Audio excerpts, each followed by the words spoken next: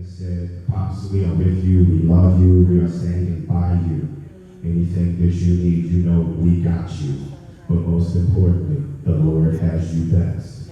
So this morning, I dedicate this to you as some encouragement because God is not through with you yet. Jeremiah, the 18th chapter, the first verse reads as follows. This is the word that came to Jeremiah from the Lord.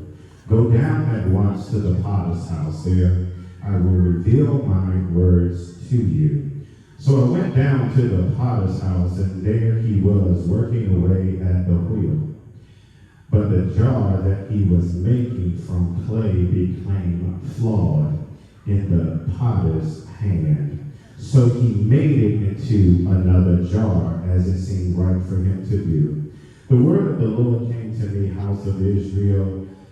Can I not treat you as this potter treats his clay? In other words, the Lord is asking, can we be the clay and he be the potter?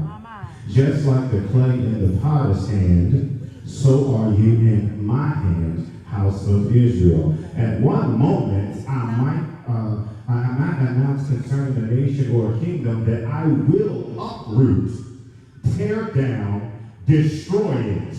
However, if that nation I have made an announcement about turns from its evil, I will relent concerning the disaster I had planned to do to it. You may be seated in the presence of the Lord. If I could just have your attention for a few minutes. Again, I want to dedicate this to Minister Washington in this place. I want to preach a little bit from the subject. What do I do when my life is full of broken pieces? Jesus. Amen. What do I do when my life is full of broken pieces? Amen. Gracious God, as we come to your feet, we first say thank you again for letting us come to this place to hear your word, to receive your word, but most importantly, to apply your word. Yes. God, don't let me preach a message that sounds good. Lord, let me preach a message that's going to do some good for somebody, so that somebody's relationship with you might change and be that much stronger, that they might be that much wiser, and somebody else is going to get saved, elevated, and lifted just that much more. We ask you to do it right now. In the name of Jesus, we pray. Amen. Amen, sir. Preach the gospel. What do I do when my life is filled with a bunch of broken pieces? My brothers and sisters in Christ, if I can have a moment, I would like to entertain this just for a second.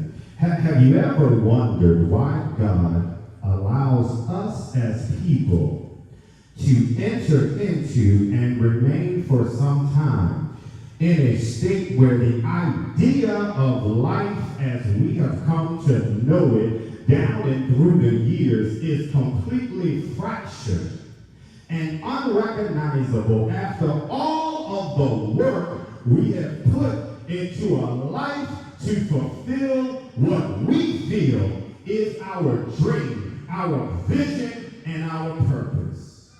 Why God? Here we find ourselves embarking on a journey through the Old Testament scripture. And the Holy Ghost ferry is pulling into the poem of Jeremiah. And what we will find in the book of Jeremiah is a prophetic oracle and narrative about history that talks about the destruction of broken Judah. And if they don't turn from their heinous lives of sin and submit to God, how God will break it, destroy it, and do something else with it.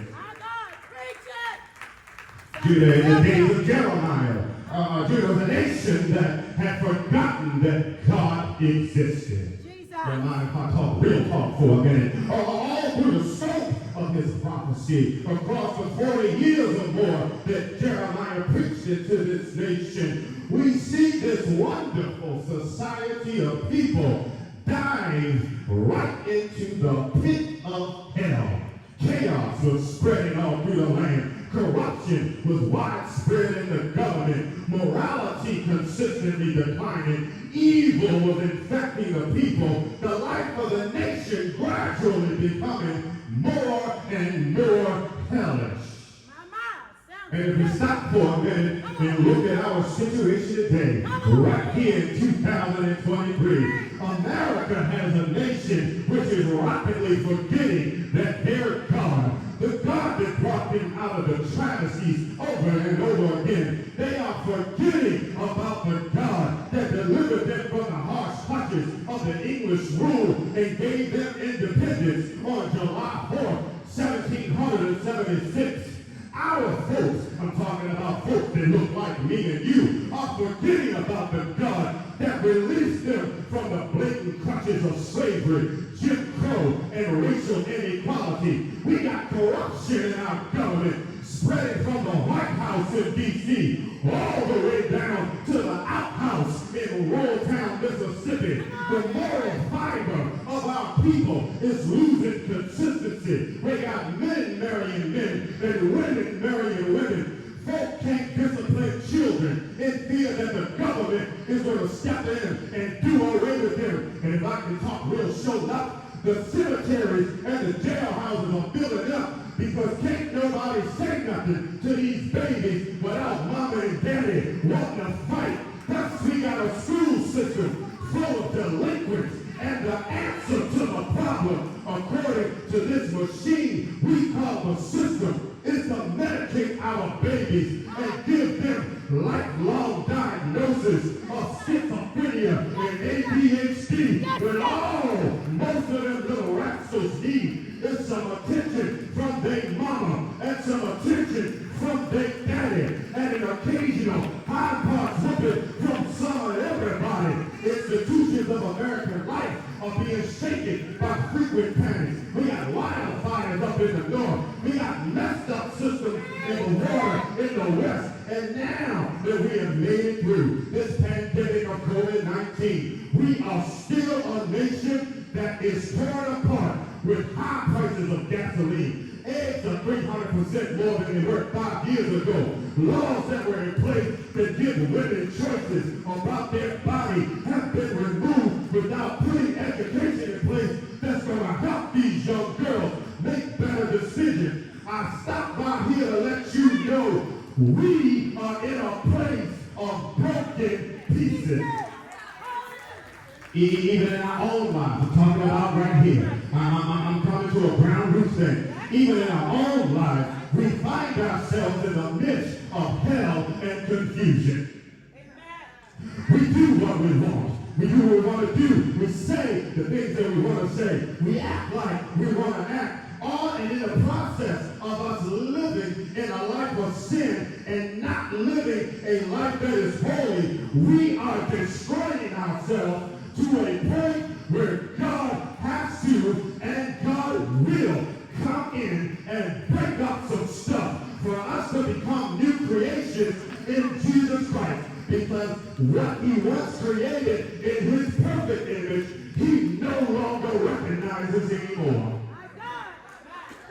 Thank God from Zion. I stopped by Mount Hope to let somebody know that even though God is bringing us to pieces, even though God is cutting away and pruning our lives, he is breaking us because he loves us. And when we pick up the broken pieces, it becomes apparent that it wasn't by our own doing that we kept living this thing called life. It wasn't some type of happy chance that we are still here. It's when we start picking up these little itty-bitty broken pieces that we can fully start to see the errors in our ways. We can see that God has ordained us to be Christ-like and about the work of the Lord and the glue that holds the pieces together. I hate to tell you this, it's not your job. Corporate America fails folks every single day.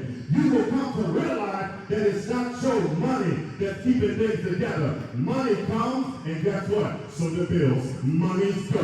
That's not keeping the pieces together. It's not your house that's keeping the pieces of your life together. Houses and land can be destroyed all day, every day. And I hate to tell you this, but your husband, your wife, your children, none of this in your family is the glue that holds things together. Because I talk by here to let you know that the glue that holds people together, that holds the pieces to your life together, is none other than the glue that laid his life on the line on Calvary. It's none other than the glue that decided to get up from the grave. The glue that holds your life together is the Lord Jesus Christ himself.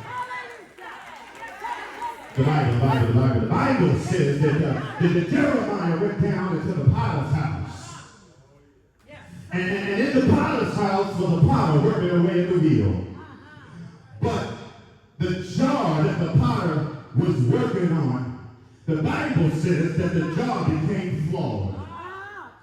And it became flawed in the potter's hand. So he made it into another jar as it seemed him right to do. Here we see the potter is at work with the creation that he made out of clay. And the one thing we have to understand as Christians is just as the potter has control over this lump of clay, God has to have absolute power and control in his life, in your life, over his creation. Therefore, in order for God to elevate you to where he wants you to be, not necessarily where I want to be, but in order for him to put you where he wants you to be, sometimes he has to allow the circumstances of life to mold us, the good, the bad, and the ugly. All of it. All things, oh God. It's important for us to understand this concept because we pray as Christians for various things. And we ask God to do various things. But the question isn't whether God will or God can do what you ask him to do. Because I think we all know God is powerful enough to do what he wants to. Come on now. Come on now. Come on, preach a little bit. Y'all know where we're going with this. The real question is, are you capable of handling what you are asking God to give you? Come on here. Careful now. Be careful. Are you able to take on the responsibility of increased territory? Jesus. Are you ready to handle what God will do with you, no matter what it looks like? Walk blindly in faith just because God said it. In other words, it's hard for you to be a testimony of God's goodness if you ain't never been through the trials and tribulations to know how good God really is. How can you be a witness to somebody that God is the best one-step program you need to kick drug addiction if he did not leave you in your addiction for as long as he did, so that you would understand that it was nothing else that could save you. It wasn't the one-step program in the church house that saved you. It wasn't anything in your body that you did that saved you. It was nothing but the goodness of God that brought you out. How can you say that God fixes broken hearts when your heart ain't never been broke? In the days with your spouse, or in the days that all in your spouse is always wonderful, and there's no problems and issues, how can you tell somebody that God is a rock in a weary land and a shelter in the time of storm when you never had a foreclosure notice on the door? See, you ain't never been to eviction court. How can you tell somebody that God can do all things with them? It's hard to tell somebody that there's a bright side somewhere when you ain't never been down a dark alley with a big bad wolf staring at you in the face. There are some things that we have to face because it's under the pressure under the fingers of God that molds us and what he would have us to be. Jeremiah saw the potter. God, he knew was the great potter, with absolute right over the clay to make it what he wanted to be. Paul deals with this in his letter to the Romans. Paul asks the question, will what is formed say to the one who formed it, why did you make me like this? Or has the potter no right over the clay to make from the same lump one piece of pottery for the honor and another for dishonor? Come on here. The answer is yes, because we have to remember the vessel is shaped according to the image in the potter's mind. So no matter what you turned out like, what you think that you might be, no matter how much of a hellion you might have been, I come here to let you know that God will pick you up. He can turn you around. He can break you back down and make you into the image that he wants you to be in. Therefore, God being the potter that he is, he will shape us in the shape that he sees us. In other words, he will make us what he wants us to be. We as the people of God must allow the potter to mold us and not resist the finger pressure of the Lord. When the pressure of the potter applied in success in turning the clay in the right direction, the pot itself seems to repent. The pressure is relieved and the clay is allowed to remain in the form that it is taken. This only happens when we are living a life that is holy and acceptable in his sight. Don't resist the movement of the potter's hand as we turn on the wheels of circumstance, because it's in the circumstances hand that we come to a point where God will move you and you will allow him to move you as to where he's taking you. Sometimes we're going to have the urge to want to start murmuring, grumbling, or complaining, or feeling resentful or bitter. Our flesh, you have to understand, the flesh is weak. And see, the flesh does not understand the movements of God in the spiritual realm. Our flesh is not built to understand that things that happen up in the heavens. It only acts and reacts based on what it feels. If there's resistance in the flesh, it's the equivalent to an imperfection in the clay. And the flesh will choose something other than what the potter has in mind. The potter can't do nothing but crush it down to a lump once again. Beginning with the same lump, he's going to make it over into a vessel that suits the Lord's heart and the Lord's mind. However, if the flesh starts to accept the working of the potter, soon the pressure of circumstance will be relieved, and the vessel God is making will start to take shape. I wish my physical body wasn't aching as bad as it is, because there's so much more in this text that I want to get on, and I gotta take my seat. But I want Mount Hope to know that even though God is breaking us into pieces and shaping us through hard times and circumstances, don't you ever forget that when God breaks, God can restore.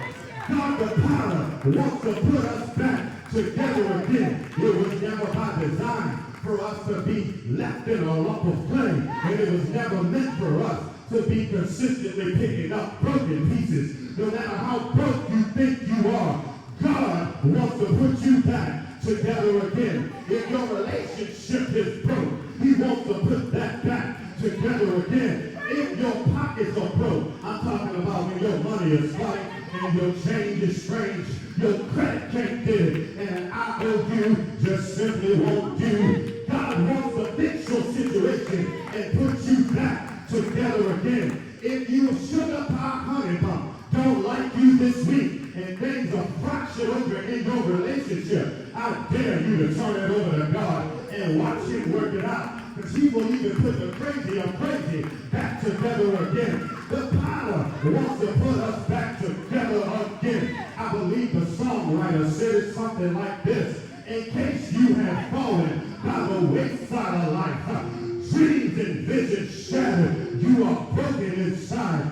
You don't have to stay in the shape that you are in. Somebody said the potter wants to put you back together again. Y'all have to excuse me just for 1 second. This message might sound a little personal, and it might seem like I'm getting a tad emotional, but it's because I am. I'm not preaching to you something that I heard on on the street, somewhere down the street. I'm preaching you something that I've had to live, and I'm preaching something that I know. In the last few years, I've watched my life go from smooth sailing to an angry storm and shipwrecked somewhere out in the sea. But I want you to know, it feels like sometimes all of my dreams got shattered. I had precious stuff that I thought was precious taken away from me. I've seen bills pile up from medical doctors that I never thought that I was going to get from up under. And when it was all said and done, I found my face down in a pile of broken pieces called Keon's life. But early one Friday morning, as I began to wallow in some self-pity, the Holy Ghost came to me and he reminded me that sometimes God allows circumstances to happen, not because we are bad people, not because we did anything wrong, but sometimes God has to reduce you to pieces so that somebody else can see that the Lord God was not you yourself, but it was the Lord that you serve that has all the power to do anything that he wants to do. When you look back down and start picking up the broken pieces, you realize all of the stuff that you are made of. You start to see all of the prayers that you start sending up. You start to see all of the faith that you didn't realize that you had. It's when you start picking up those broken pieces, you also realize that your life was never held together by the stuff you did. It was held together by the grace of God. And when you reach down and start picking those pieces up, you find out that you actually have the guts to do what is necessary to live a life that is holy and acceptable in his sight. It was in that moment that I began to shake in my boots and I began to think about what the Holy Ghost revealed to me. Now, Hope, I heard some stories of things that happened in this place prior to me getting here. And no matter what was said, no matter who was right or who was wrong, we might look broke, we might look battered, we might be bruised. But one thing I know that no matter how bad it looks and no matter how bad it gets, the power will put us back together again. And as the Holy Ghost began to move through me, I sat back and I remembered somebody telling me that they couldn't see how Jesus was moving in people. He couldn't see how Jesus was moving in me. And the one thing that I can tell everybody is that you can't see Jesus for yourself, but nobody can deny that Jesus walked in me because it brought me through a 55-mile-an-hour rollover crash. You can't deny that Jesus was help healing me in 2021 when I couldn't walk, I couldn't do nothing. Nobody denied that Jesus was all over me and he was keeping me alive. And the more I picked up broken pieces, the more I could see for myself that he's in my hands and he's in my feet. The more I picked up, I found out that it was going to be hard to keep my seat. Because when I realized that he was still working even in broken pieces, I had to praise him. I had to praise him, and I had a praise that I had to get out. I had to praise. He filled me up in my spirit, and he filled me up in my soul. When I picked up the broken pieces, I started to see it. He was well in my heart, and he was keeping my mind straight. He was all over me, and he's all over us right now. The Lord is keeping now, Hope, and you ought to give God some praise for what he's doing. Don't let nobody tell you that you ain't doing nothing and you ain't about the work of the Lord. Because I can tell you right now, as I look over this place, God is all over every last one of us, and he is keeping us in our brokenness. Can I get a witness that has had to pick up some broken pieces and stand to be and declare that even in your brokenness, God will never leave you. He will never forsake you. And if I can be real Baptist for a minute, he said he will pick you up and turn you around. He's going to place your feet on some solid ground. He will make a way out of the way and turn your darkness into day.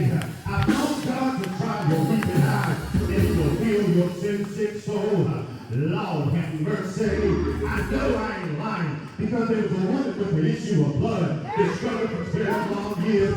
And the Bible says that she spent all of her days living out of position. But no matter how broke she got, there was nothing that the physician could do. But I believe that she heard about a man named Jesus, that he was going to be in the vicinity nearby. And a man that healed the sick and he raised the dead. I believe she figured that if he could do all of that stuff, that he could definitely heal her in her brokenness. Surely he could heal her broken body. And with one touch, somebody say one touch. With one touch, he put her back together again. You can't tell me that we don't serve a God that will put you back together again. All you got to do is touch him. All you got to do is give him something that he can feel. Touch him with your praise. Touch him with the dance of your feet. Touch him with your hands lifted up. I dare somebody to worship God like you ain't got nothing to lose. The potter wants to put you back together again.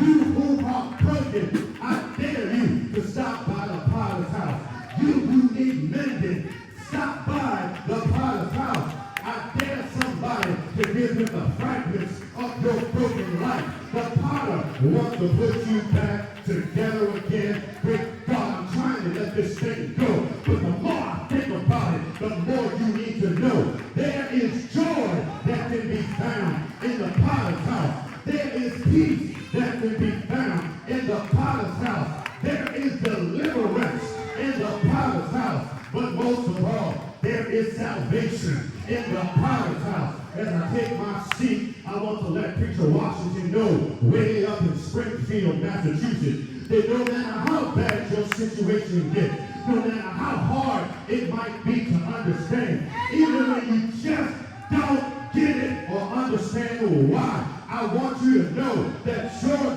God is able to reassemble your life and bring your mind to perfect peace and give rest to your soul. Some things are not meant for us to understand, but I promise you one thing. If God can do it, God will do it. God will put you back together again. And I know I'm right because you have been faithful over a few things. And God will make you ruler over many things. I challenge you to enter into the joy of the Lord and watch God put it back together again. Do I have any witness that know that God will put it back together? Anyone in here been back from sickness? Anyone know that God will put sickness back together again? Anybody in here been on the bereavement bench and God brought you peace in your life in the time of that storm? Let's give God some praise because the Lord will. I said the Lord will.